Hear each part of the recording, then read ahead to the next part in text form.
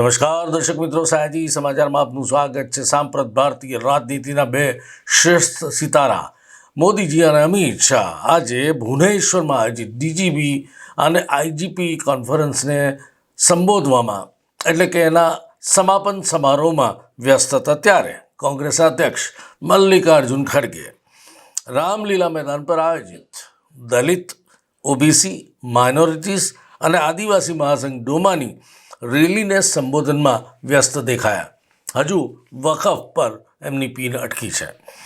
Main stream media Chennai airport પર પવનને કારણે ટર્ન અરાઉન્ડ કરનારી ઇન્ડિગો ફ્લાઇટના એમેચ્યોર વિડીયોને બતાવવામાં અને એનું પિસ્ટ પેશન કરવામાં આખો દિવસ વ્યસ્ત રહ્યું। મેઇન સ્ટ્રીમ મીડિયામાં ચર્ચા આજે નવનિર્વાચિત યુએસ પ્રેસિડેન્ટ ડોનાલ્ડ ટ્રમ્પ દ્વારા એફબીઆઈના વડા તરીકે ભારતીય મૂળના અને ખાસ કરીને મૂળ વડોદરાના પટેલ પરિવારના પુત્ર કાશ પટેલની નિમણૂકના સમાચારની પણ છે। ગત રાત્રે તામિલનાડુના તટ પર વાવાઝોડું ફેંગલ ત્રાટક્યું।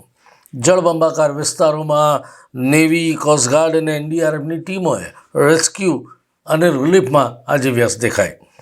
આજે 1 ડિસેમ્બરથી મોદી સરકારના નંબર 2 મંત્રી અમિત શાહના હોનહાર પુત્ર જય શાહે ઇન્ટરનેશનલ ક્રિકેટ કાઉન્સિલના અધ્યક્ષપદનો પદભાર સંભાળ્યો। ક્રિકેટનું ભાવિ હવે સલામત સક્ષમ હાથોમાં છે એવું જાણકારોનું કહેવું છે। મુખ્ય સમાચાર।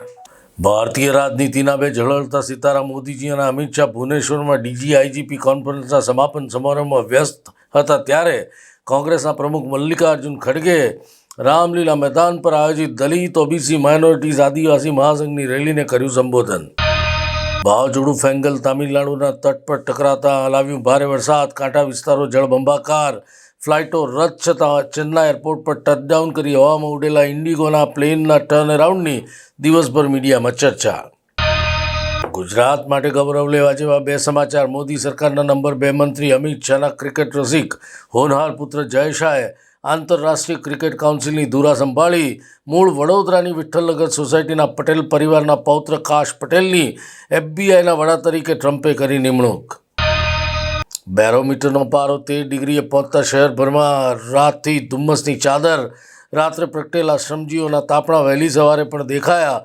દિવસભર હિલ સ્ટેશન જેવા આહલાદક અનુભવ આજની રાત પણ ઠંડીનો અહેસાસ કરાવશે। આજે વિશ્વ એઇડ્સ દિવસે કૃપા ફાઉન્ડેશન દ્વારા એઇડ્સ અંગેની જનજાગૃતિ અર્થે રેલીનું આયોજન। જ્યારે લક્ષ ફાઉન્ડેશન દ્વારા રાવપુરા પોલીસ સ્ટેશનના સ્ટાફ અને મીડિયા કર્મીઓને લાલ રિબિન પહેરાવવામાં આવી।